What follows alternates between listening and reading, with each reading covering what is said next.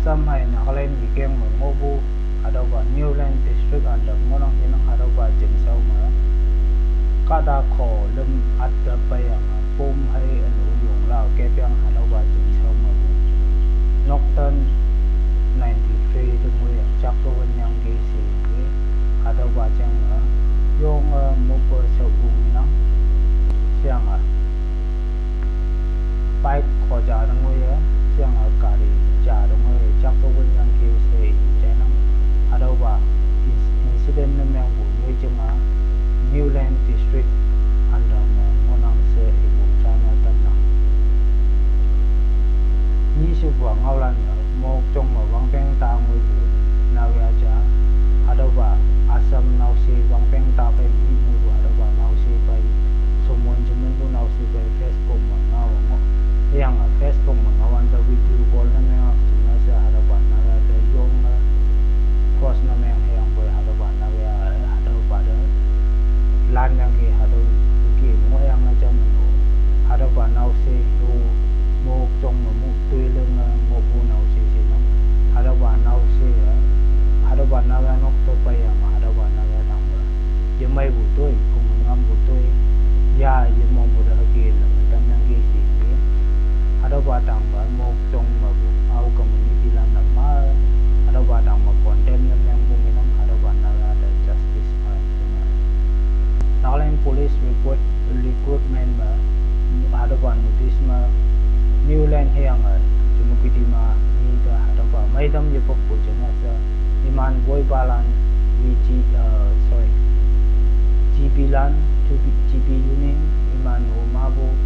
Adoba Sokalita Adoba Pagam Mailak yang Se Iman yang teman jeng Chief Minister Adoba Iman jeng Maidam Mo Pak Sunor Sa Lai Yang Ki Se Iman Forma Kem Ba Meni Ba Adoba Forma Kem Sibu Koloni Timabo Mabu Adama Angayang Nocturn Panin Lumoy Jakawin Yang Ki Si yang Adoba Paima Adoba yang Ki Yang Pai Kali Beli Moy Pai Bu Adoba 30 minute Mong Mayo Tam Yang Ki Si Ibu China Mok Chong Municipal Land Ibu Adoba Domestic LPG Business Purpose Cheng Na Use Na Yumay At Cheng Na Sa Yungi Lepo Chang Hotel Ki Bu Me Adoba Noksa Mutulok Cheng Na Sokali Pawa Adoba Hotel Ki Bu Me Yutulok Cheng Na Sa Yungi Adoba Chun Bu Iman Ngi Ruma Adoba Tang Halak Sa Adoba Mok Chong Municipal Council Land Minang Oktober Tarik Ni Adoba Congress Land Public Rally Teman Kohima Capital Ma Yak Sa Moyang Ki Hayang Boy Adoba Congress Leader Adoba President Lahama Yemai Wucheng Na Sa Tangra Yemai Wucheng Na Sa Adoba Postpone Na Menang Adoba Ya Yinang Se Ibu China Tamang Ongi Bu Operation Sindhuma India Lan Pakistan jeng F-16 Adoba Ngarang Oye Kepo Ye Yang Ki Se Ibu Minang Adoba F-16 jeng Ja jeng Tama 668 crew Si Adoba Sin Na Paiwan Bu Adoba Amerika Mungbu Adoba Ngarang Oye Kepo Ye Yang Ki Si Yang Ki Adoba Pakistan Sai Je Yang Boy Adoba Amerika Lan Nubo Long Unang Iman jeng F-16 Ado Yong Maibu Hoklen Unang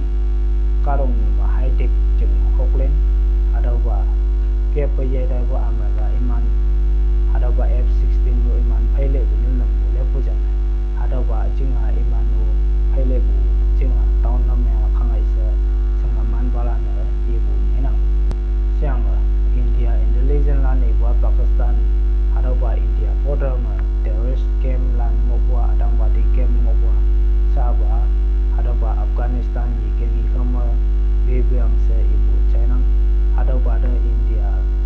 Adoba Sibai Yung Bai Bua India Ma Mabu Missile Ngunang Adoba Pakistan Amuka Ning Kona Muebe Adoba Iman Myang Bogla Adoba Kia Kem Chalon Nangai Kama Iman Kuinya Ya Myang Awulak Si Bunginang Siang Sabah India Kada Pokema India The Pokema Pakistan World Map Mabu Hote Wulak Se Adoba India Sibai Yung Ba Yung Wong Nanga Mabu kia war the start mak siang hang kia hadawa babu lak hadawa yong mai sunang silang tau chang na se India kadalan no mong yong na tampung China tamnang ni superstar hadawa Akshay Kumar wangpeng pan melam ngoi ko na ya hadawa with online game phone wan da hadawa nang scam game phone ba yong mai nang kyo yong na lang won nang kyo se wang na yong ma ji ru ma hadaw online ma e da lo lam na si bu ka dalan cyber crime ye nam hadaw balan na ki yong ma mai nang ki ji lu mo a kam na e da nanga square dan si hadaw ba ya Akshay Kumar hadaw ba ya iya square si taw yang phai ma jam no hang wa chi mai nang ki si yang ma jam no nang jeng photo Allah tiang anak jipu hadaw ba sun bo sia se wan hadaw ba ya hadaw ba e jeng phone su som me ngai in de report na me ge si yang ge hadaw ba ngawan in de China ta me ge si yang ge hayang phai ma hadaw ba Akshay Kumar hadaw ba media lan ma bo ni chem yang hadaw ba gi lo lam yang no ma nok to ki ngai no kama daw ma kan de ngoi au se Akshay Kumar ga ya hadaw ba China ta bo ni na taw bai che pa tu không nhiều vụ tân mà nàng đã lột ra mà tam bờ y từ ngồi đâu nông bộ hà giả tí gia bên hành động xịn thì ông với đầu hà đầu bắc cả lô vụ sẽ sừng cái đầu dùng đó đầu tam bờ y đâu mà trả nàng nghe trả ở đây xuân nên ba nàng ở bà hay tí gia bên hành nhang cái xịn đầu đó đầu lan là trả như vậy nàng cái con nó vụ xuân mà nếu giờ y con nó xuân và mình giờ except năm mình giờ sợ lôi tàu ba mà y mũi nặng e xiang ở đó ba hà cha bên hay cha xuân ba xiang tàu tôi em mong cơm nó tàu ấy ba ở đang ngânของai hay cái tam ba y mũi nặng e mình bực bội với mang ngânของai ba khla tiếng nó bên ba sẽ tàu cả hai hồ ngao vậy tàu để iman nó mới vô là yang selan tàu ba ở nó mana lo ba là nha kia ta lo dalam yung si ka tiang ke kia lo lam yang ha buat ni option hang này tàu cái mà ki lo yang da tôi lưng ngang ấy hay là yang ha đâu sẽ man du yong si ka ngao ge ada ba cyber crime chang ma